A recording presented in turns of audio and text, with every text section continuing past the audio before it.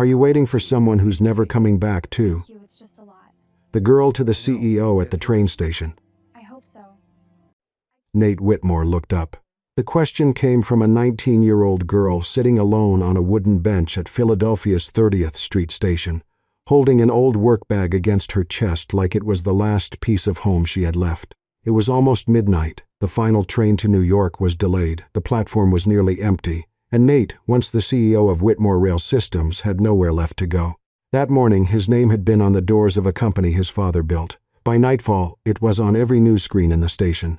CEO resigns amid financial scandal.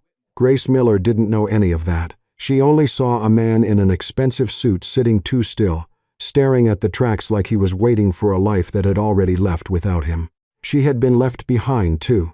Her boyfriend had boarded a bus to New York without her, after telling her she was too heavy to carry into a new life. In her father's old work bag were a one-way ticket, a half-eaten sandwich, and sketches of dresses she was too afraid to believe in. Nate should have ignored her. Grace should have kept quiet.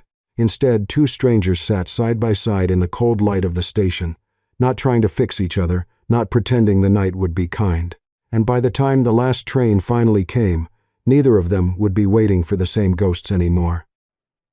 It was almost midnight. The station had that strange after-hours sadness all large places carried when the crowds were gone. The high ceilings swallowed every sound.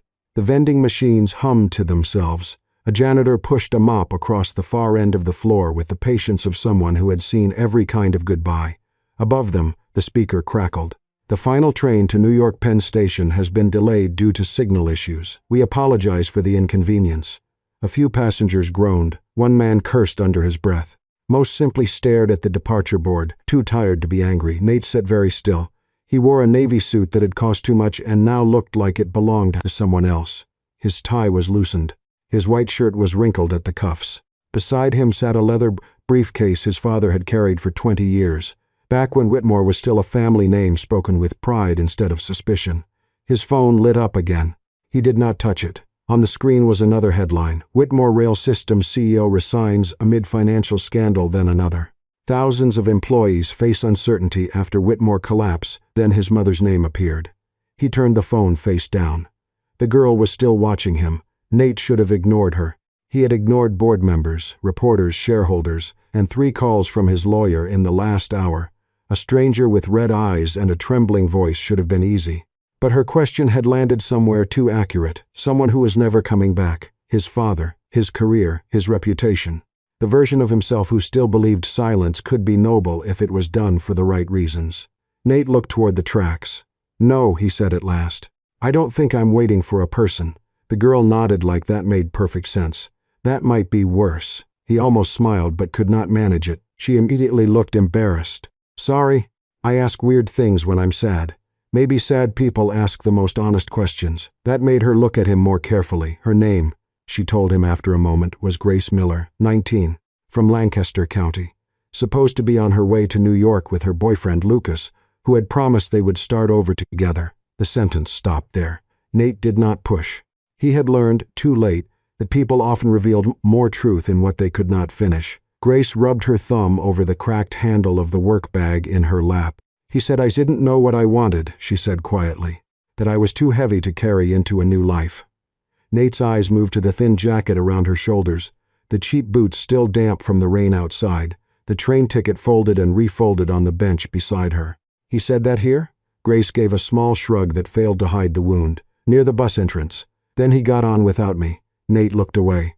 There were many kinds of cruelty. Some arrived loudly. Some wore the face of practicality. "I'm sorry," he said. Grace let out a humorless little breath. "People keep saying that tonight. It's starting to sound like a weather report." The honesty of it startled him. "My name is Nate," he said. "Are you going to New York too? I bought a ticket." "That's not what I asked." This time he did smile faintly. "I don't know where I'm going." Grace seemed to accept that answer more easily than most adults would have. "What did you lose?" she asked. Nate looked down at his father's briefcase. "A job." She studied him with the blunt perception of someone too tired to be polite. "That suit says it was more than a job." He did not answer. The phone on the bench beside him lit up again. This time Grace's eyes caught the headline before he could turn it over. Her expression changed. Not recognition at first, then understanding. On the television mounted near the waiting area, a news anchor's voice rose over footage of the Whitmore Rail Systems headquarters. A photograph of Nate appeared beside the words CEO resigns. A few travelers turned toward the screen, then toward him. The shift was quiet but immediate. Whispers moved across the platform. Someone lifted a phone. Another person said his name as if tasting whether it was true. Nate felt his body become public property. A man in a gray coat stood from the row across the aisle. He was in his late 60s, with heavy hands, tired eyes, and the posture of someone who had spent his life standing through long shifts. He walked straight toward Nate. "You're him," the man said. Nate stood. Grace tightened her arms around the bag. The man pointed at the screen. "Whitmore, that's your company." Nate's throat felt dry. "It was. My pension was tied up in that company," the man said. His voice shook not with weakness, but with controlled rage. 34 years, track maintenance. Nights, weekends, storms, Christmas mornings. They told us Whitmore took care of its own. Nate said nothing. Because what could he say? That he had not stolen the money? True. That he had not created the false projections. Also true. That he had suspected something was wrong and waited too long because he thought disclosure would destroy the company his father built? Truest of all, the man stepped closer. "Did you know?" The platform went silent. A woman nearby kept recording. Nate could feel Grace watching him, feel every stranger waiting for him to become the villain cleanly enough that their anger would know where to land. "I knew there were problems," Nate said. "I didn't know how deep. That's supposed to make me feel better?" "No." The man's face twisted. "People like you always resign. People like me just lose." Nate lowered his eyes. He could have called his lawyer. He could have walked away. He could have said there would be an investigation, and all questions should be directed through counsel. Instead, he stood there and took it, because the man deserved more than a polished sentence. Then Grace rose, young, small, and visibly scared. But she stepped between them just enough to break the circle forming around Nate. "If you need to be angry at him, you probably have every right," she said. The man looked at her. "This isn't your business. I know." Her voice shook, but she kept going. "But don't turn an empty train platform into a courtroom for a man who looks like he's trying to remember how to breathe." No one spoke. Grace did not defend Nate. She did not call him innocent. She did not ask the man to forgive him. That was why it worked. The older man looked from her to Nate, then back to the screen. Something in his face collapsed, not into forgiveness, but exhaustion. He put his phone away. "I hope you lose sleep," he said to Nate. Nate nodded. "I already have." The man walked off toward the far end of the platform. Slowly, the others lost interest. The station returned to its late-night quiet, but it was not the same quiet as before. Grace sat down again. After a moment, Nate did too. His hands were shaking. He folded them together so she would not see. Grace reached into her father's old work bag and pulled out a sandwich wrapped in wax paper. It had been pressed flat, probably from being carried all day. She unwrapped it, broke it in half, and held one piece out to him. Nate stared at it. "I'm not hungry," he said. "Neither am I." He looked at her then. Her eyes were still red. Her boyfriend was still gone. Her ticket was still one way. She was 19 and heartbroken and had no reason in the world to offer kindness to a disgraced man in a ruined suit. But she did. Nate took the sandwich. For the first time that night, he felt like something other than a headline. The train did not come. Another announcement crackled through the ceiling speakers, apologizing for the delay as if the word sorry could warm the platform or put people back where they belonged. Grace and Nate moved into the small waiting area beside the tracks, where the lights were softer but somehow lonelier. A vending machine blinked in the corner. 2 college students slept against their backpacks. Near the window, an old woman knitted without looking down, as if she had been waiting for something all her life and had learned not to ask when it would arrive. Grace sat with her father's work bag on her lap. Its brown leather cracked at the corners, the handle darkened from years of use. It looked too old for a 19-year-old girl, too practical beside her thin jacket and the folded sketches peeking from her pocket. Nate noticed how she held it, not like luggage, like a hand. Grace followed his gaze and brushed her thumb over the worn clasp. The bag had belonged to Tommy Miller, her father, who had worked maintenance on rail lines most of his adult life. He had known schedules by heart, could identify a problem from the sound of a wheel, and came home smelling of steel, rain, and machine oil. After he died of a heart attack, Grace kept the bag beside her bed for months. Then slowly she began carrying it everywhere. She told people it was useful, strong, better than the cheap tote bags that ripped after 2 weeks. The truth was simpler and more embarrassing. When she carried it, she felt less abandoned, as if some small part of her father was still walking her home. Nate did not laugh when she admitted that. He only looked at the briefcase beside his shoes, his father's. Older, darker, polished by years of boardrooms instead of rail yards. Howard Whitmore had founded Whitmore Rail Systems when Nate was still young enough to believe every train was a promise. To the public, Howard had been a visionary. To Nate, he had been a man who missed dinners, smelled faintly of cigar smoke, and once spent 3 hours teaching him how to read a route map because he said a person should always understand where things were going. Howard died when Nate was 24. By 27, Nate had become the youngest CEO in the company's history, and not because he was ready, because everyone looked at him as if grief had promoted him. From that day on, every room seemed to ask the same thing of him: protect the company, protect the name, protect what your father built. Somewhere along the way, Nate stopped asking whether the thing he was protecting still deserved the cost. Grace listened quietly. She did not offer the soft praise people gave powerful men when they confessed to being tired. She did not say he had done his best. She did not try to make his burden beautiful. That made him trust her more. She told him about New York in pieces. Not the glamorous version Lucas had promised, with tiny apartments and rooftop parties, and a future that looked like a music video. Her New York was made of fabric stores, unpaid internships, design school brochures folded until the paper softened, and the private terror of wanting something her family could not afford. She had been accepted into a small fashion program once, not prestigious enough to impress strangers, but real enough to make her hands shake when the email arrived. Then her father died. Bills came. Her mother's hours were cut. Grace deferred for a semester, then another. Wanting anything for herself began to feel selfish. Lucas had arrived during one of those seasons when loneliness looked too much like romance. He said New York would be easier with 2 people. He said Grace only needed someone to make her brave. Then, at the station that night, he looked at her bag, her sketches, her fear, and decided her life weighed more than his promise. Nate did not insult him. Grace almost wished he would. It would have been easier to hate Lucas if someone else started. Instead, Nate looked toward the dark tracks and said that some people left not because the person beside them was unlovable, but because they were not grown enough to stand near real pain without making it about themselves. Grace studied him after that. She wondered whether he was talking about Lucas or about himself. Nate's phone rang before she could ask. His mother's name appeared on the screen, Evelyn Whitmore. He answered because habit was stronger than self-respect. Grace heard only Nate's side at first, short, controlled replies, the kind that gave nothing away. But Evelyn's voice was sharp enough to escape the phone. She demanded that he come home immediately. She told him not to speak to reporters, not to trust lawyers outside the family, not to make the Whitmore name look even worse by wandering train stations like a man without discipline. Nate sat through it like a boy being corrected at the dinner table. Grace watched the change come over him. The disgraced CEO disappeared. In his place was a son still trying to earn approval from a mother who had confused survival with obedience. When the call ended, Nate placed the phone face down and stared at it as though it might ring again if he breathed incorrectly. Grace did not comment. A minute later, her own phone buzzed. Lucas. She looked at the message, and the last bit of color left her face. He had made it onto a bus. He was going to New York without her. The final line was the one that did the most damage. You should go home, Grace. New York eats girls like you alive. She read it twice, then she locked the screen. No tears came. That was how Nate knew the message had cut deep. People cried when pain first arrived. When it had already been arriving for years, they simply went quiet. Grace shifted the old work bag on her lap, perhaps needing something to do with her hands. The side pocket had stuck earlier, the old zipper catching on a loose thread.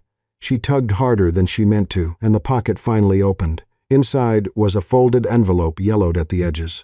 Her name was written on it in handwriting she had not seen since the last birthday card her father gave her. Gracie.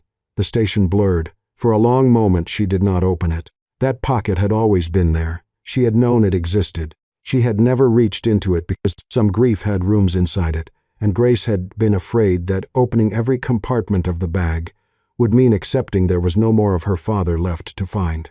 Her fingers trembled as she unfolded the letter. Tommy had written it months before his death. The words were simple, uneven in places, as if he had written during a lunch break. He had been saving money for her design classes. Not much, he admitted, nothing grand, but enough to begin. He wrote that if anything ever happened to him, She was not to mistake staying small for being loyal. He loved her mother. He loved their life. But he had spent years watching Grace draw dresses in the margins of grocery lists, and he wanted her to know that a dream was not a debt she owed anyone an apology for having. Grace covered her mouth. Nate looked away to give her privacy, but his own hands had moved to his father's briefcase. He opened it without thinking. Inside were folders from the board meeting, a legal packet, a pen engraved with Howard Whitmore's initials, and beneath them, tucked into the lining, a small index card. Nate recognized his father's writing immediately. It was not addressed to him. Maybe it had been a note for a speech, maybe a thought Howard had written and forgotten. But the sentence on it landed like a verdict. A company is not worth saving if it costs you the soul of the people inside it, including your own. Nate read it once, then again. For years he had used his father's legacy as a reason to endure, compromise, delay, hide, and call silent strategy. Now this small card suggested Howard might have feared exactly the man Nate had become. Grace held her father's letter. Nate held his father's note. Neither of them spoke. The waiting room had not changed. The vending machine still blinked. The old woman still knitted. The delayed train still had not arrived, but something had shifted between them. Their fathers were gone, yet somehow both men had reached across death and placed in their children's hands the thing they most needed and least wanted to read. Grace wiped her face with the back of her hand. I hate that dead people sometimes leave the right words too late. Nate folded the card carefully, his eyes still lowered. Maybe they're not too late, he said. Maybe we are, unless we do something different now. Grace looked at him then. The tracks beyond the glass were empty. But for the first time that night, waiting did not feel entirely like being abandoned. At 1:17 a.m. the station made it official. The final train to New York was delayed indefinitely. Signal failure, weather complications, no estimated departure time. The announcement echoed across the platform, thin and tired, and a few remaining passengers finally gave up. A couple dragged their suitcases toward the exit. The old woman with the knitting packed her yarn into a canvas bag. Somewhere near the vending machines, a man muttered something about renting a car and disappeared into the cold. Grace stayed. So did Nate. The station grew quieter after that, not peaceful, just emptied out. The kind of quiet that made people hear their own thoughts too clearly. Nate looked at Grace's thin jacket, the old work bag on her lap, the one-way ticket folded beside her. I can get you a hotel room, he said carefully, or a ticket home. Somewhere safe until morning. Grace's face closed. No, I didn't mean I know what you meant. She looked away. But I don't want to be the poor girl rescued by a rich man having the worst night of his life. The sentence hit him harder than he expected. For years, Nate had solved discomfort with logistics. A car, a room, a wire transfer, a lawyer. A quiet arrangement made through someone else. It had never occurred to him how often his help arrived, shaped like control. He leaned back. You're right, he said. I'm sorry. Grace glanced at him, surprised by how quickly he surrendered. Outside the glass, rain had turned to sleet, striking the dark platform in sharp little bursts. Inside, the station vending machines glowed like small, unhealthy promises. Grace stood first. If we're trapped here, I'm getting coffee. Nate followed. The coffee machine produced 2 paper cups of something hot and bitter enough to qualify as punishment. Grace took one sip and stared at him. You paid $4 for this. I've made worse investments. You have terrible taste. I lost my job today. I'm no longer authorized to have good taste. That made her laugh. Only once, but it was real. They bought a packet of dry cookies and returned to the waiting area. Grace broke one in half and made a face before chewing. Nate watched her pretend she did not mind being cold, hungry, and 19 in a city that had just proved promises could leave without warning. After a while, she asked what had really happened at Whitmore. Not the headline version. The human version. Nate stared into the coffee cup, where the liquid had the color and emotional range of motor oil. He told her about the CFO Daniel Ross, a man everyone trusted because he wore calm well. Daniel had hidden shortfalls in infrastructure contracts, moved risk around on paper, and used optimistic projections to cover the gaps. At first it looked like delay, then mismanagement, then something worse. Nate had suspected enough to ask questions. Not enough, he told himself then, to blow up the company. Whitmore Rail Systems had thousands of employees, contracts with cities, maintenance teams, engineers, retirees whose futures were tied to its stability. Nate convinced himself that if he could buy time, if he could fix the hole quietly, if he could keep the company alive until a restructuring, then he was protecting people. Instead, the hole widened. When the truth surfaced, it took everything with it. Grace listened, her expression tightening with each sentence. "My dad worked maintenance," she said.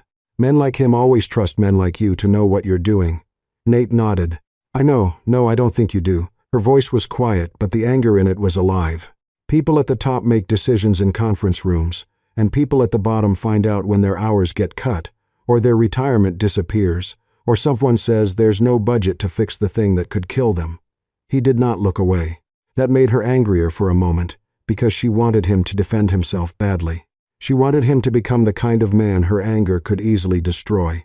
But he only said, "That's why I don't know who I am anymore." Grace frowned. Nate turned his father's index card between his fingers. "I told myself I was the person trying to protect everyone. That was my whole excuse. My whole identity. I wasn't greedy, I wasn't cruel, I was responsible." His mouth tightened. "But if my responsibility made me silent when people needed truth, then maybe it was just cowardice in a better suit." Grace looked at him for a long time. Before she could answer, heels clicked against the marble floor. A woman in a camel coat entered the waiting area, carrying a leather folder and the confidence of someone who had not come by accident. She was in her early 30s, composed but tired, with dark hair pinned neatly back and worry sharpened into professionalism. Nate stood before she reached them. "Marissa." Grace heard history in the name. Marissa Blake looked first at Nate, then at Grace, then at the half-eaten cookies and terrible coffee between them. "You weren't answering your phone," she said. "I noticed. Reporters are looking for you. Your mother is calling everyone. The board is preparing a statement that will make you look either incompetent or conveniently absent." Nate's face tightened. Marissa softened slightly, but not much. "You need counsel. You need to cooperate with investigators. And you need to stop wandering around train stations like guilt is a travel plan." Grace looked down at her father's bag. She suddenly felt very young. Marissa noticed. Her gaze returned to Nate, sharper now. "And you should not be leaning on a girl you met tonight, because she happened to be kind to you during a breakdown." The words landed exactly where Grace was most afraid they would. A girl. Kind, a small soft thing in someone else's crisis. Nate saw her expression change. "She's not." Grace stood. "It's fine." It was not fine. Marissa was not cruel. That almost made it worse. She was probably right in a practical sense. Grace did not belong in Nate's scandal. She did not belong in the orbit of lawyers, board statements, financial crimes, and mothers who called from town cars. She had already been told once tonight that she was too heavy to carry. Now she was being told she was too light to matter. Before anyone could repair the moment, a voice called from behind them. "Mr. Whitmore?" A young man in a puffer jacket hurried over, phone already raised, camera light on. His press badge swung from his neck. "Nate Whitmore, can you comment on your resignation? Are you fleeing Philadelphia? Is this young woman connected to the investigation?" Marissa stepped forward. No comment, but the reporter moved around her, live streaming now. His voice grew louder, feeding on the echo of the station. "Sources say Whitmore employees may lose pension protections. Did you know about the hidden losses? Were you with this woman while your company collapsed?" Grace froze. The camera turned toward her. In that instant, Nate understood how easily the world could turn a 19-year-old girl's worst night into a rumor that followed her for years. He stepped between Grace and the phone, not behind Marissa, not behind legal language, in front. "She has nothing to do with this," he said. The reporter kept filming. "Who is she?" "Someone who sat beside me when I did not deserve anyone's patience. That is all. Leave her out of it." Marissa's eyes widened slightly. The reporter pushed harder. "Did you know about the financial irregularities?" Nate felt the old instincts rise. Deflect. Delay. Refer to counsel. Protect the company. Protect the name. Then he thought of Grace's father maintaining tracks through storms. His own father's note. The old man on the platform. "I knew enough to speak sooner," Nate said. The station seemed to hold its breath. Marissa whispered his name, warning and heartbreak in one. Nate continued anyway. "I did not steal from Whitmore. But I stayed silent because I thought silence could keep the company alive. I was wrong. People were hurt because I waited." The reporter's face changed. He knew he had a clip. "Are you admitting responsibility?" "I'm admitting I should have told the truth before it became useful to me." That was all Nate said. Marissa pulled him away before the reporter could ask more. Within minutes, the video was online. Within 10, it had been clipped, captioned, argued over, praised, mocked, and sent to people who would never know what the station had felt like at 2 a.m. Grace watched the view count climb on someone else's phone across the room. She should have been afraid of him. Maybe she still was. Nate Whitmore was not innocent. She knew that more clearly now than she had an hour ago. But he had not hidden behind his lawyer. He had not let the camera eat her alive. He had not used her softness as shelter. He had stepped into the frame and taken the damage himself. The train still had not come. But when Nate returned to the bench, Grace did not move away. And in the cold, delayed hollow of the station, something fragile settled between them. By 3 in the morning, Nate Whitmore belonged to the internet. The video from the station had spread faster than the train delay updates.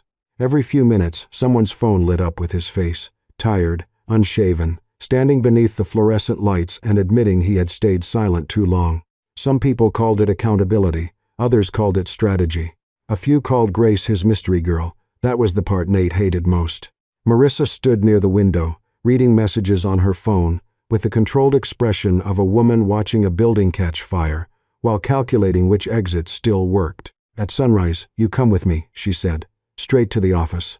No more statements without counsel. No more moral awakenings on camera. Nate rubbed both hands over his face. Grace sat on the bench a few feet away, pretending not to listen. She had pulled her father's bag back onto her lap like armor. Marissa lowered her voice. And she needs to go home before people decide she's part of the story. Nate looked toward Grace. The thought of asking for her number came and went several times. He wanted some proof that when the train finally came, this night would not vanish into scandal, headlines, and legal statements. He wanted to know she would be somewhere in the world, sketching dresses, carrying Tommy Miller's old bag, asking devastating questions of strangers. But wanting something did not make it fair. Grace was 19, heartbroken, cold, abandoned by a boy who had made leaving look easy. Nate was 31, disgraced, exposed, and still bleeding guilt into every room he entered. He could feel the danger in reaching for her too quickly, not because what he felt was false, because it was born in a night when both of them were broken open. Grace felt it too. She had started listening for his breathing in the silences, started caring whether his hands shook when another headline appeared, started feeling safer beside a man whose life was visibly collapsing than she had felt beside Lucas in months. That frightened her. She knew herself well enough to understand the pattern. Someone was kind, and she began building a small home inside that kindness. Someone looked at her as if her pain made sense, and she wanted to believe it meant they would stay. She could not let another person become an exit from her own life. Near 4 they returned to the platform. The sky beyond the high windows was beginning to pale, though the tracks remained empty.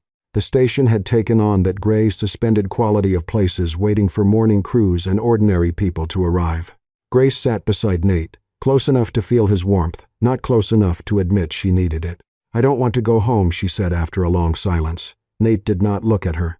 Because of Lucas, because of my mom. That surprised him. Grace stared at the rails. She thinks I'm brave. Or at least, she keeps saying Dad would want me to try. I don't know how to walk back into our kitchen and tell her I got left behind before I even made it to New York. The words were quiet, but the shame inside them was not. Nate understood shame.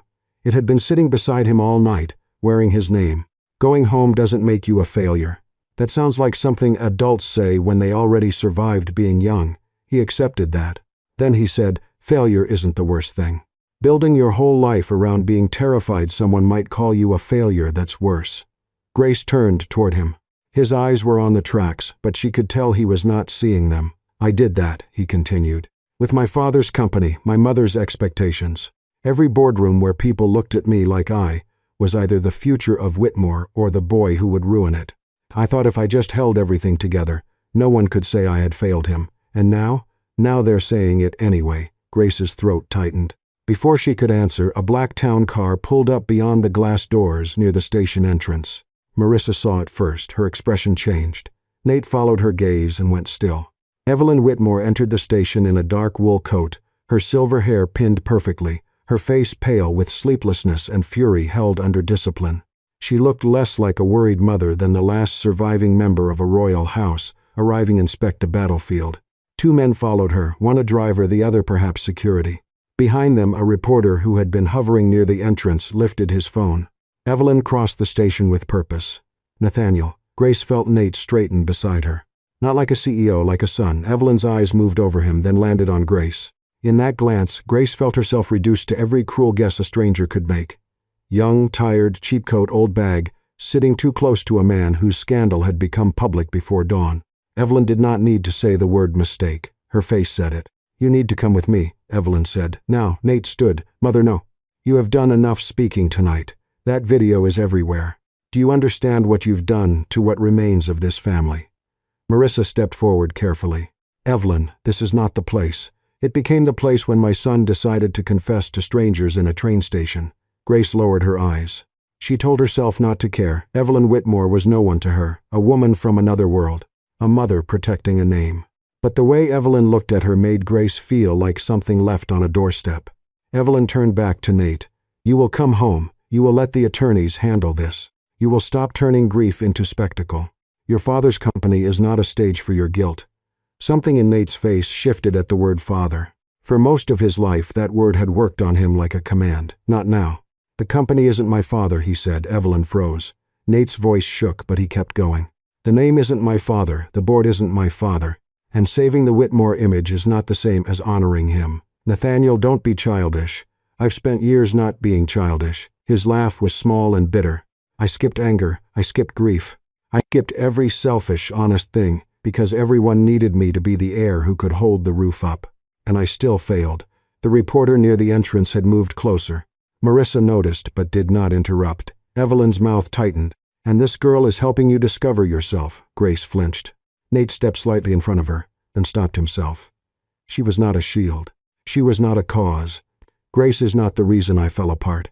She's just the first person tonight who didn't ask me to pretend I hadn't." The words struck Grace hard, because some wounded, hungry part of her wanted to take them and make a story from them. A story where being seen meant being chosen. A story where a man defending her in a train station meant she would never be left behind again. That was exactly why she had to be careful. She stood. "Nate," he turned. Her eyes were wet but steady. "Don't do that." His expression softened. "Do what?" "Make me proof that you've changed." The platform seemed to quiet around them. Grace looked at Evelyn, then Marissa, then the reporter, then back at Nate. "I'm grateful you said that. I am.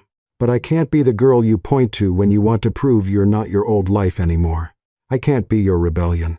And I can't fall in love with someone who's using me as the first honest thing he's touched in years." The word love hung between them, startling because neither of them had meant to let it arrive yet.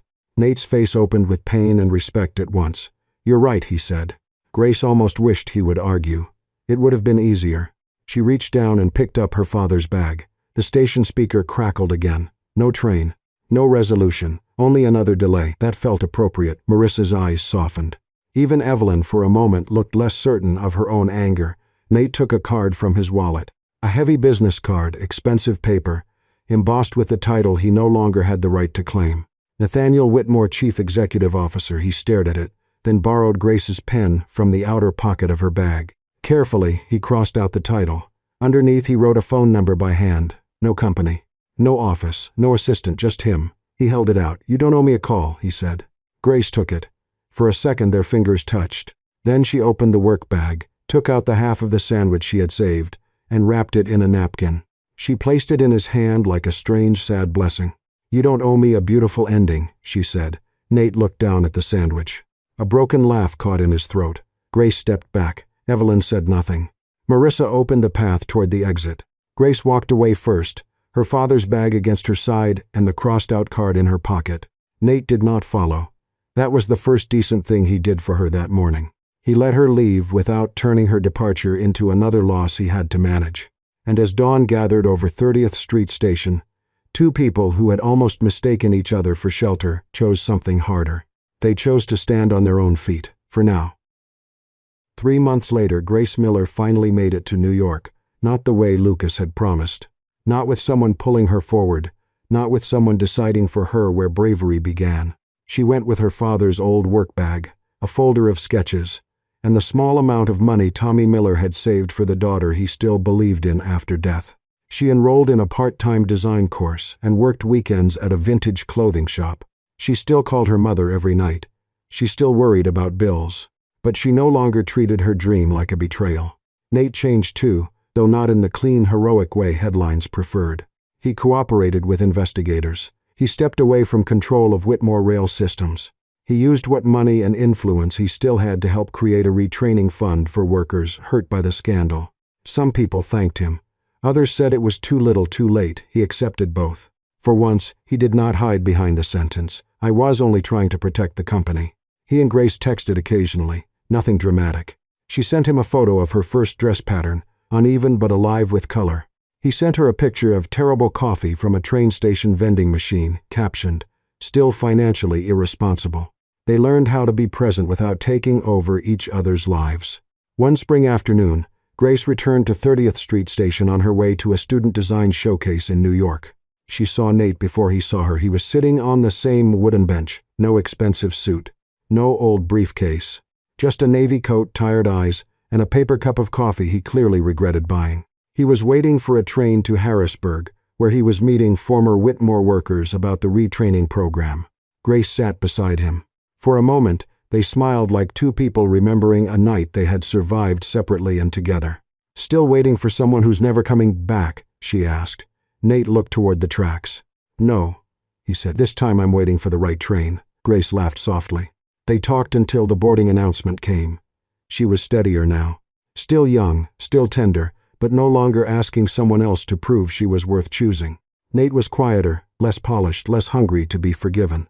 Before they parted, he asked if he could take her for coffee after her showcase. "Not to thank me," Grace said. "No. And not because we were sad together once. No. Then why? Because I'd like to know you when neither of us is falling apart." Grace looked at him for a long moment. "Slowly," she said. Nate smiled. "Slow is the first thing I learned after losing everything." Her train arrived first. This time Grace was not left behind. Nate was not waiting for a past that would return and make him whole. They boarded different trains, carrying the same quiet possibility. And maybe love did not begin that night on the platform because they were lonely. Maybe love began months later, when both of them had learned not to turn another person into a lifeboat. If I were Grace, I think I would have been tempted to make Nate my proof that I was still worth choosing. After being abandoned, even a little kindness can feel like rescue. But Grace chose something braver. She went to New York for herself first. If I were Nate, I would have wanted Grace to forgive me quickly, because guilt is lonely.